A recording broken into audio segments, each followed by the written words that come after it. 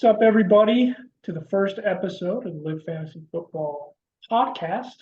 I'm your host, Ethan, here with co-host Michael Barbieri, also commissioner of the Live Fantasy Football League. That's me. Barb, what's up, dude? I'm just finally excited. It's been about a year since we talked about this. We finally got a good group of people willing to do it. We got a pretty good prize pool for year one. And, we finally have started this podcast, which we've been talking about for about 1 month. We have been planning this out for a month now. We finally got some time to sit down, got some topics to talk about. And overall, I'm really just excited for this league. How are you feeling about the league? I'm feeling pretty good. It's a bit of a mixed bag. We got some rules that we've never done, but no one's really done an auction draft. So maybe a bit of a wild card. Maybe someone like Joe can finally actually do something in a fantasy football league. And, I don't know. I'm pretty excited. We got a whole mixed bag. We got, our football novices, like people like Adam, don't really watch, don't really know that much. And then we got people like Matt, where football is the equivalent of alcohol for him. He just has to have it at all times. Speaking of, I made a power ranking, and I believe you have that list. I do have a list. So this is a power ranking. Ethan thinks of the owner's competency, just how prepared they are. Probably some bias, and if he's actually likes them or not as well. Yeah. So we're just going to start from the bottom. Start from the bottom. Now we're here. A little Drake action. Let's do it. Number 12, who Ethan thinks is going to come in dead last, might be a tad bit of some racism here. Ethan has the one minority group person in our league, Adam, the one Jewish person, dead last. Ethan, can you explain your pick without getting canceled? Yeah, you mentioned it earlier. He doesn't really watch football. Probably has never been in a fantasy football league. And again, it's an auction draft. Stereotypical Jews don't like to spend money. Let's just be honest. So he'll probably get stuck with not great people and a lot of leftover money, which he can probably get a great defense. He'll probably end up spending $15, $20 on a defense. And that's fine. He gets the best defense in the league. But let me tell you, defense does not win you championships in fantasy football league. So, for that reason, I had to put him last. And honestly, if he shocks the world and ends up winning it all, congratulations. He wins $1,200, and it makes him very happy because, again, he does like money. Now, I will say this. The one thing that might benefit Adam, being Jewish, he's not really going to get finessed on any deals. He's going to be prepared. He's not going to overspend on anything either. He's not going to be dragged into a bidding war for a player like Derrick Henry or DeAndre Hopkins. He's going to know the value, and he's going to have his prices set. That is true. And he's not too deep into any NFL team to really care about that type of allegiance. Exactly. I may have a few problems with certain players. Yeah, exactly. Players such as Jordan Love, Christian Watson, you're a big Packers guy. So up next, we're going to move on. Up next, we have someone that you and me have been in the fantasy football league with before, like a lot of people in this league. But we have Joe, your favorite person in our group, everyone's group favorite. Yeah, this one may be a little bit biased on this one. But okay, now, why can you explain why so low for Joe? I put him pretty low. He just sucks at fantasy football. I just got to be honest with you. He just sucks. Straight up sucks. This guy calls himself an engineer, but let me tell you, he's probably dumber than most industrial engineers. So, I don't know what to tell you. This guy, I've been in multiple fantasy football leagues. He's finished dead last, I'm pretty sure, in all of them. He's just not good at fantasy football. Now, again, it's an auction draft, so he could shock some people, but I also just think he's not smart enough to compete.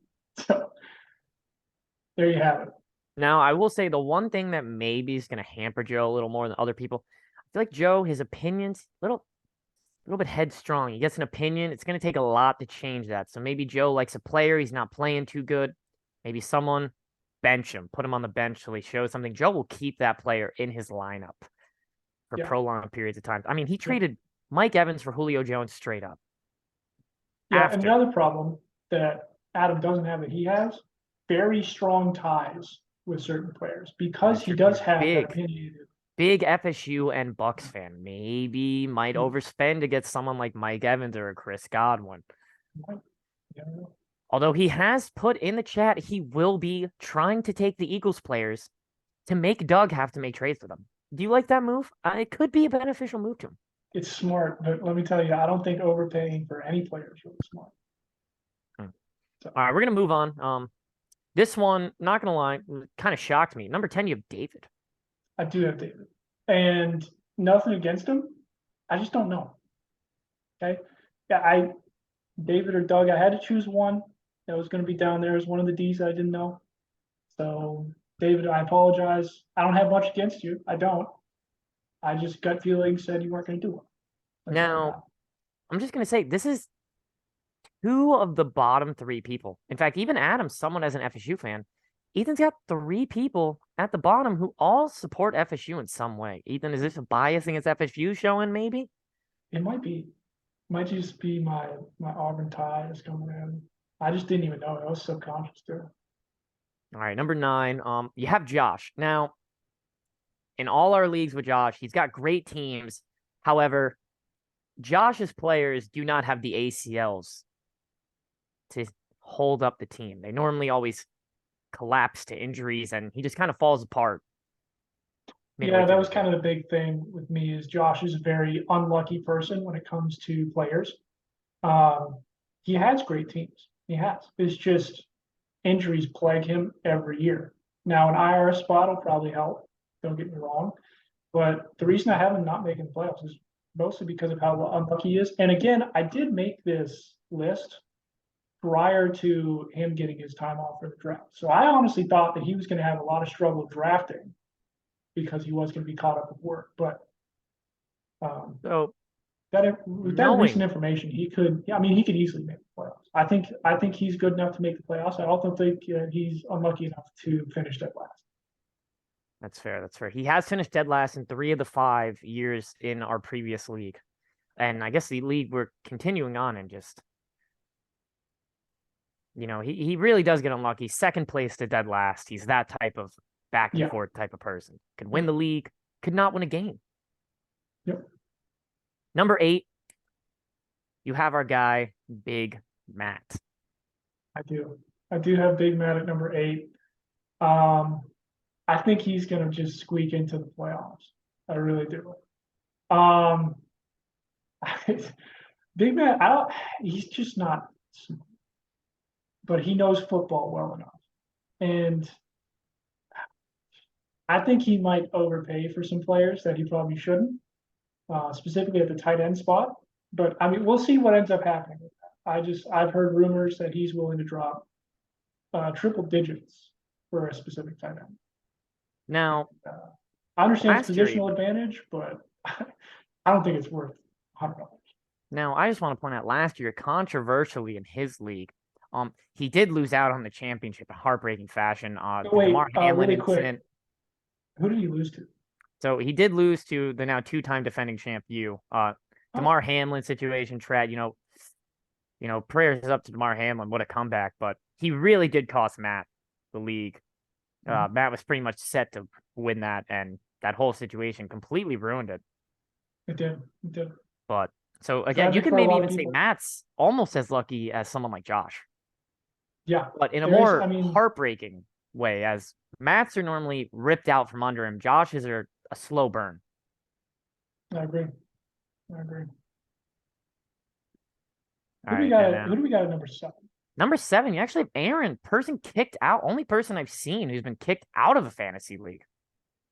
There's a big reason I have Aaron above Matt, and it was one particular player, and that player Was that the Rex Burkhead? was the Rex Burkhead waiver wire pickup. Okay, I mean, that was the greatest waiver wire pickup I think I've ever seen in my life, and I think Aaron can be sneaky good. I really do. I think with money involved, Aaron could kind of make a run at the championship, but also he doesn't remember things correctly. So he may overpay, he may not pay enough and may have too much left over. So I don't know. He's like that fringe guy to me, kind of like Matt. Pretty fair statement. All right, number 6, we're moving on. We got John Stevenson, our former roommate. Yeah, I like John. I do. I like John's a good John a guy. lot. But I think I'm like 90% confident he'll be in the playoffs. But also once he gets to the playoffs, I don't see him winning more than one game. I don't. I think he's going to draft a middle of the pack team that can get lucky a few times, but just not when it comes to playoffs. And that's just what I'm feeling, straight from the heart, straight from the gut. And that's all I have to say about him. Other than that, great guy. He's probably pretty good at fantasy football. Haven't been in the league with him, but he's pretty good. So All right, number 5, we're breaking in the top 5. We've got Colin. we are top 5 now. And see, Colin, pretty sure he's an FSU guy. So maybe there's Other not FSU. that big FSU bias. But Colin, pretty sure I played against him in the championship 2 years ago in that other league. Anyways, strong competitor, always has good teams, and I think he can actually draft a pretty good team this year. I really do, because he doesn't have any big ties to anybody, and he's been in fantasy football for a while, so he keeps up with it. He knows who's valuable, he knows who's not valuable, and I think he'll be well versed in the auction draft. But the reason I have him at 5 is probably because he just won't do any research going into it. Colin easily able to put aside his Patriot fandom to draft a team, not really using any bias. Yep. He also strategically has the number 1 pick in the draft, so he'll get to nominate first player for everyone. He gets to open it up. How do you think he's going to open it up? Do you think he's going to open up with a player like a Justin Jefferson, or you think maybe he's going to go for a player maybe valued around 25, 30 and try and drive up the value, see if he can maybe bleed some players drive their money quickly to save up for a player like Jefferson later on? I don't know. I think the Colin has got to go either one of 2 ways. First way is he's just going to put JJ on the board. He's just going to get the first overall pick over with. He just wants to send it out there and let the games begin. Okay. Another thing he could do is, and I personally think this one would be funny, but just to start off with a kicker or defense. I can definitely see Colin starting off with a kicker or defense and just seeing what people are going to bet. That's what I got. That's a good one. At number 4, Ethan, you have the consistent runner-up, Chase. I did good enough to never good enough to win, but good enough to make it to the championship. Yeah, no, I mean, there's a reason he's at 4, right?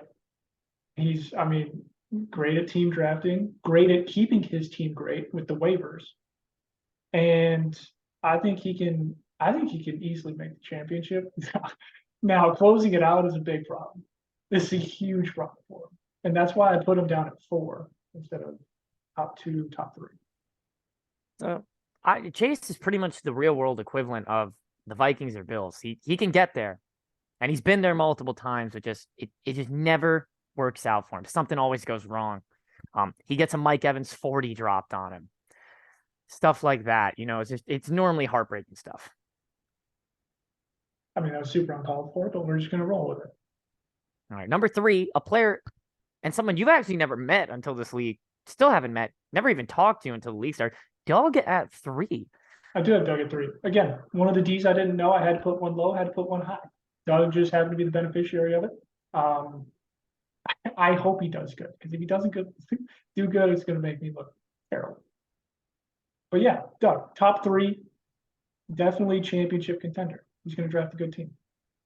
Now, do you think maybe his Eagles bias might be a downfall, will be a good thing? How do you think the Eagles are going to do this year? Because that could potentially. I like Eagles players. I do. I think their offense is fantastic. I really do. So that's all I have to say. So I mean, while he is stuck on the Eagles, it's not a bad team to be stuck on. It's a lot better than the Texans. It's a lot better than the Colts. It's a lot better than a lot of teams. All right, here we go, Ethan. At number 2, you put yourself.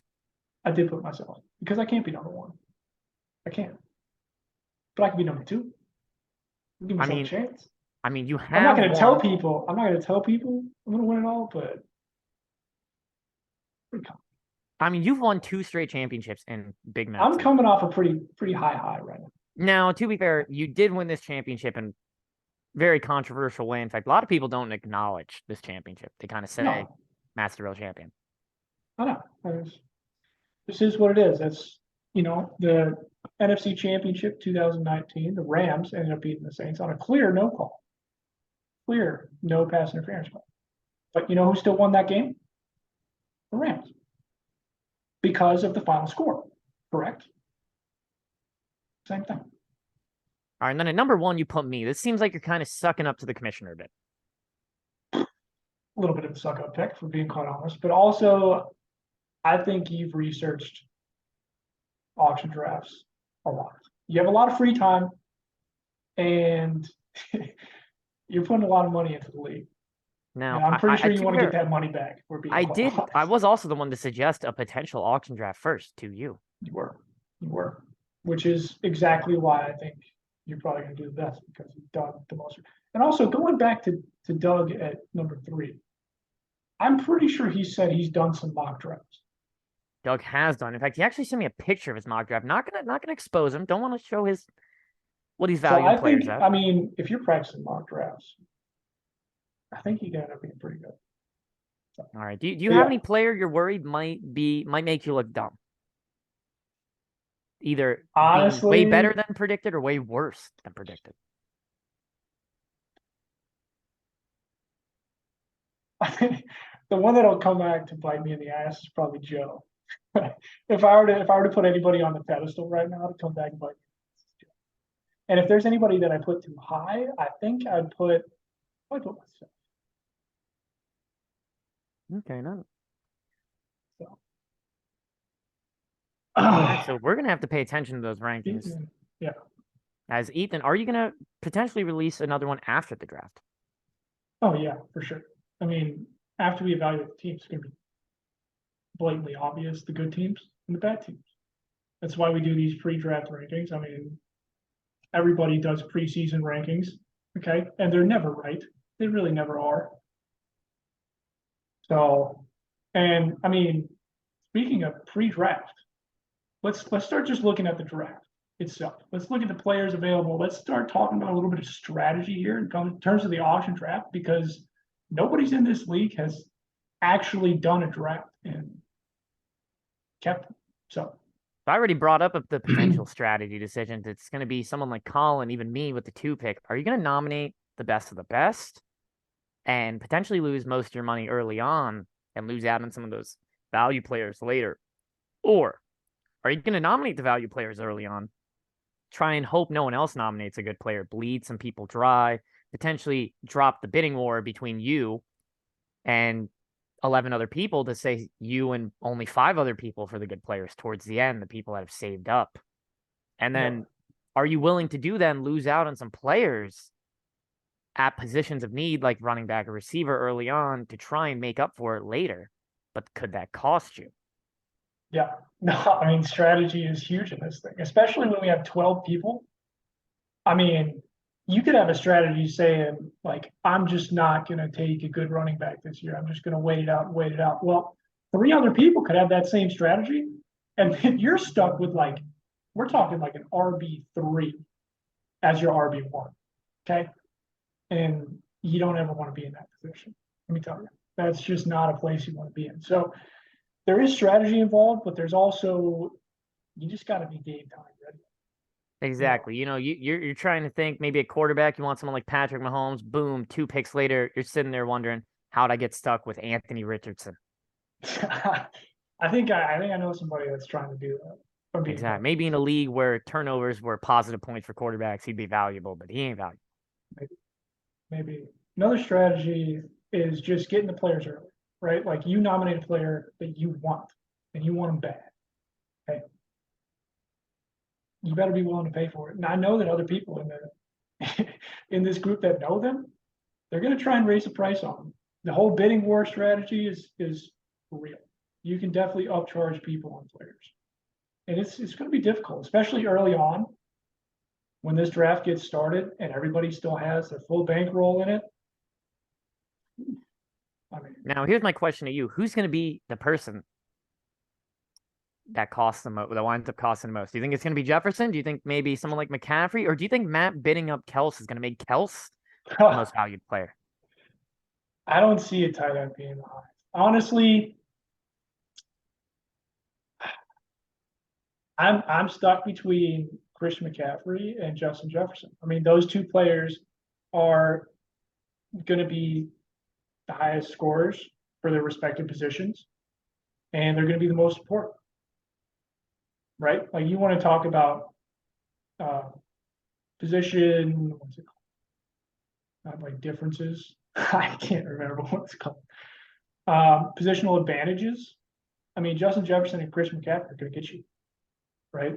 So how much are you willing to pay for that positional advantage? Now, wide receivers a little tough, right? Because there are a lot more receivers than there are running backs.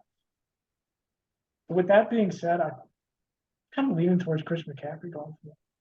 And then the other thing, a lot of people maybe are going to ignore, but fantasy football is a lot different to actual football. A player like Justin Fields, who in real life isn't really good, ended as a top 6 fantasy quarterback last year. Yeah. So are people going to maybe be able to put aside what they see on TV and look at the stats and be like, this guy's actually valuable to my team, even if he looks like shit when I watch?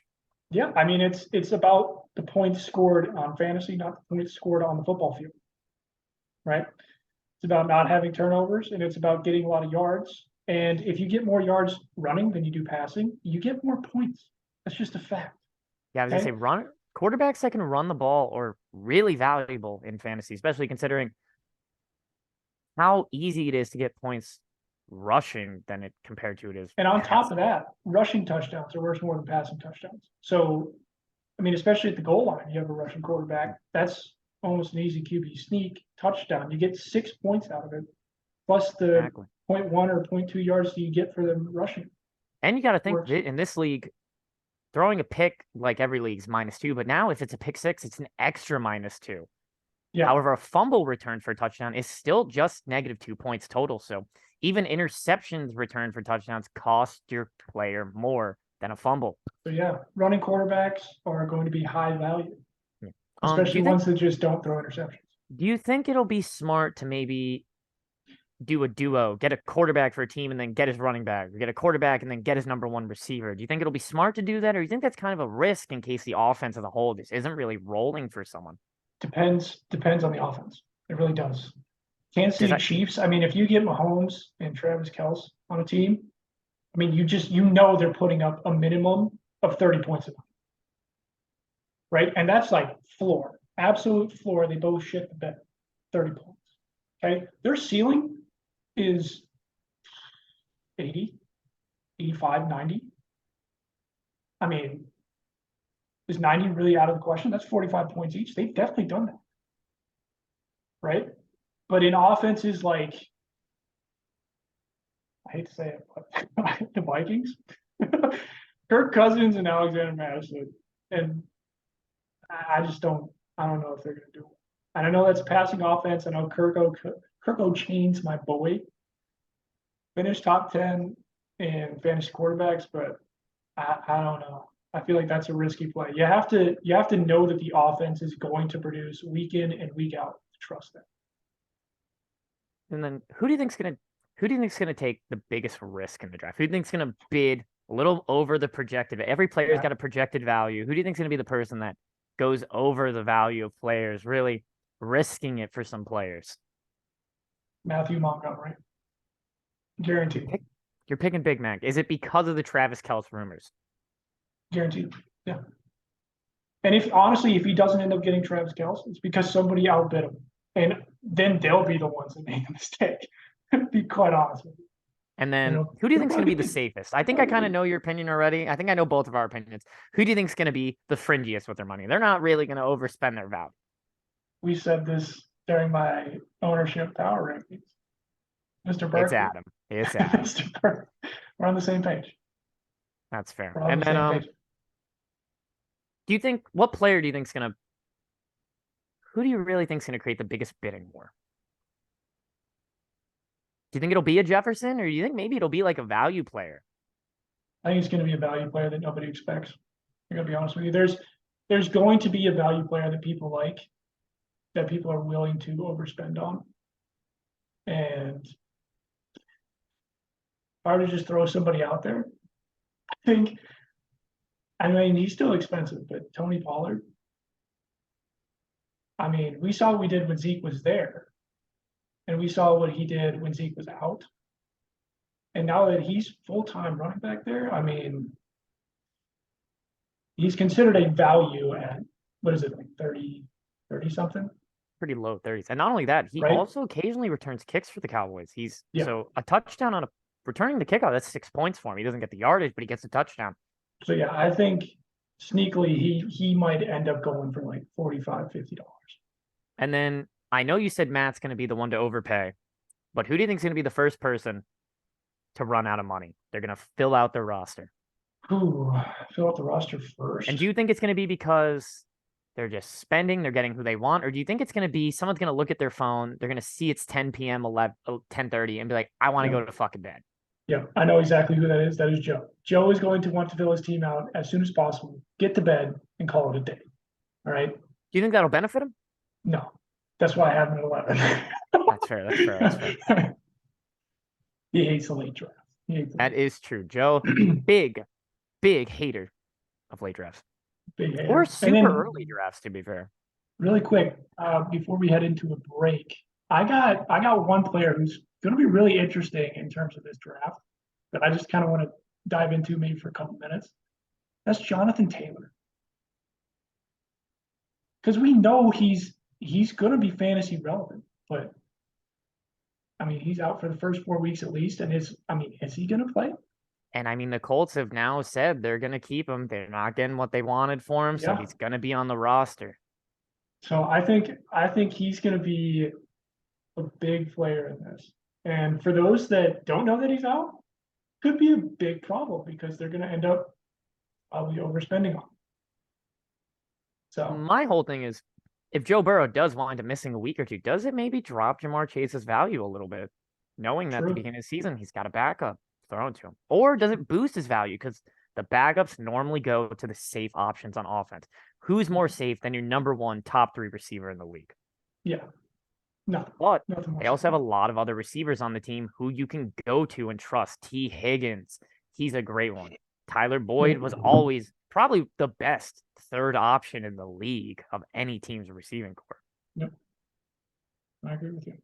And you got a running back like Joe Mixon out of the backfield, who, again, had a 5-touchdown game late in the season last year. I think during week 1 of the playoffs in most fantasy leagues. And a couple of them were passing touchdowns. So even he can really help relieve the players. So, Jamar Chase, he's elite, but, potentially having other great talent around him might maybe drag his value a little bit down.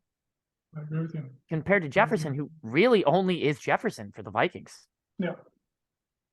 And speaking of getting dragged down, Barb, let's get into it. Our first ad read here. Okay. We today, thankfully, are getting sponsored by our friends over at Puffs Tissues. Okay. Look, summer's coming to an end. Football fall is inching closer and closer. And you know what comes with that, Barb? What comes with that, Ethan? Cold and flu season. Okay. Right. So there's really only one solution to cold and flu season to help with the symptoms the best. And that's with a nice tissue. You want a nice soft tissue on your nose, rubbing it up, feeling great. And like I showed you, I have my trial pack here, right? I already busted it open. Like, I'm using tissues. Okay. They're fantastic. They work like a charm, and they keep me looking fresh too. That tissue looks as soft and white as you. It is very soft and white. That's why I like it. Soft and white. Okay. And I mean, let's be honest. You can't beat Puffs tissues. So if you're feeling sick or if you're feeling under the weather, just know that Puffs tissues will help you feel better. And speaking of feeling better, we're going to get into a little bit of love-hate here, right? So let me just go ahead and kick it off. Okay. I'm going to start off with, how do you feel about Debo Samuel at $15 at his projection? $15. Well, you know what? He had that one really good year. They used him at running back a lot. They used him obviously as a receiver. They had him in some wildcat. He was getting a lot of last year, nowhere near as good. But Yep. I feel he's at least gonna probably wind up. I love it. If I can get You're Debo for low? $15, especially as a wide receiver too, maybe even a flex, I'd love that. That is a good value pick. What do you That got? for you, I've got DeAndre Hopkins, $13 value. I mean, brand new system. He really is kind of tail end of his career.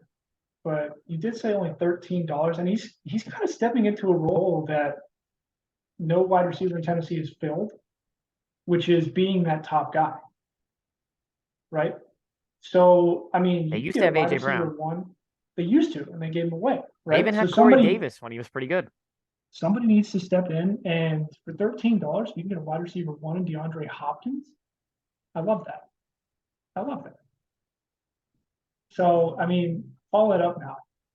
We're gonna go into some running backs here, and what better running back to talk about than my boy playing for the Minnesota Vikings, Alexander Madison, taking the reins after Dalvin Cook got released, and he's now in the Jets. So how do you feel about Alexander Madison going for $21? See, I don't really know the Vikings backup. He was obviously the perennial backup behind Dalvin, except for when Dalvin would get injured every year. But I'm not really sure what they have at backup. I'm not sure if he's going to pretty much be the every down back now, or they might have their backup become the new Alexander Madison. But They did just $21, get Miles Gaskin. I will say that they did just get him. the failed Dolphins running back. You know what? I'm gonna say love it because I think a lot of teams when it comes to the Vikings, they're gonna heavy focus on Justin Jefferson.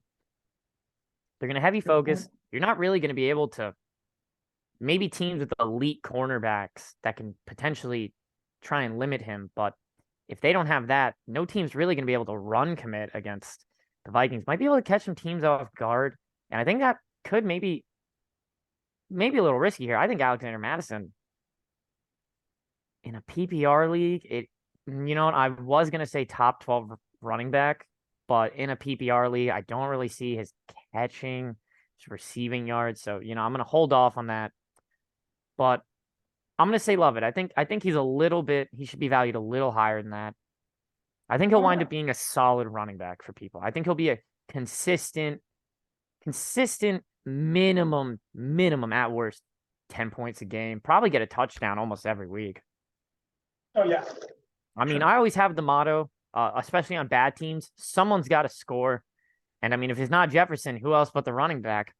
They don't have Adam Thielen anymore. They've lost, and they just released Jalen, Rager. So they're really, I can't name another player on the Vikings offense in terms of weapons. AJ Osborne.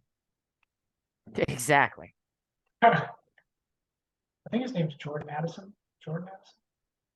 Trash. You mean the dude who speeds? Don't want to hear it. Whatever. Gonna Okay. get arrested before the season starts in literally about a week. All right. So I want you to go back to back players for me, and then I'm gonna wrap this up with one last player. So Okay. you My go. running back for you, Bijan Robinson, $43 value. My boy Rookie. Bijan Mustard Robinson. Yeah. For the Falcons. Everyone knows Falcons rookies have had a great fantasy seasons, such as Kyle Pitts. Such as. So Yeah, do I you think he'll see. live up to the Kyle Pitts hype and actually make his value? Because a lot of people are saying this is going to be a top 5 fantasy running back this year. And I'm not going to lie, I'm not buying it. I'm also not buying it. I Especially actually with hate it. you I hate hate it. I it. was going to say, I Dude, really liked Tyler Algier last year. And I don't know how the team's just going to completely cut him out of the offense after such a great year like that. I feel like he's going to be a little bit involved. But what about your take on this? I mean, I hate it. I hate it. I hate it. I hate it. How much was he valued at again? $43. Hate it. Absolutely hate that. How can he be valued more than Tony Pollard? It's his first year in the NFL. He's going to the Falcons of all teams. And I mean, yeah, no, I hate it. I hate it. This is setting it up for when you go to the Vikings Falcons game this year for him to drop a 200 all-purpose yard game. That would suck. That would suck a lot. It really is. And then let me set Who you up else for you my got? let me set you up for our just miscellaneous pick. $24 value. 24. Justin Fields at quarterback. He finished top 6 Mm. quarterbacks in fantasy last year. People are saying he's more improved in the terms of passing game after he threw three touchdowns in the preseason where he didn't throw the ball beyond the line of scrimmage Hey, on you almost know any what? throw.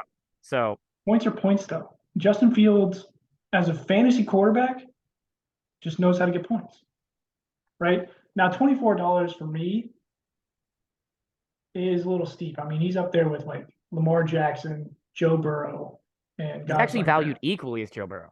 Yeah. So with that being said, I mean, this is more of a like it, not a love it pick. This is a like it. Um, it's mostly because of the value, though. The value kind of brings me off of the love it. But outside of that, I mean, if you can get them for 20, 19, love it. All right, then who's your final player? So we're gonna close this out. We only got about 2 minutes left here. And who better to close this out with than your boy at Florida? Now, now going into his third year, Kyle Pitts. He's Hate it. rated, I kid you not, for a tight end rated $22. Hate it. As much as I love Kyle Pitts in college, he is just the Falcons offense is just where players go to die in fantasy football. I mean, look at a player like Julio Jones. I believe he went one fantasy football year with less than 4 touchdowns as the number 1 receiver. That's insane. How can a player of so much value and so good not really catch? The Falcons offense really just it doesn't get things done ever since the Matt Ryan MVP year, pretty much. So Yeah. I hate it. Even $22 might not seem a lot, but I think I'd rather get someone like a Mark Andrews for a 28 or maybe a Darren Waller for that value. Or maybe even wait a little bit and maybe get someone like a Pat Fryermuth. And honestly, you know what's crazy? Dalton Schultz only going for $9. That is true. And we're He gonna have was Kyle Pitts, who has probably got outscored by Dalton Schultz every year. I haven't looked it up, but it feels like he has. And he's 13, no, yeah, $13 more. I don't know. Insane. Maybe if Kyle Pitts can finally live up to his value, maybe then. But he hasn't shown it. So Yeah. I've got to hate it for now. All right. Well, any closing remarks here? Anything else you want to say before we close this out? No, it's just, I just look forward to the league this year. Draft is literally next Tuesday, 7:30 Eastern time for the people in the Central 7:30. time zone. And don't forget Puffs tissues. Puff tissues. Get them at any local grocery As store. soft and white as Ethan Soft and white. and Joe. This has been the Live Fantasy Football Podcast. Peace out, folks.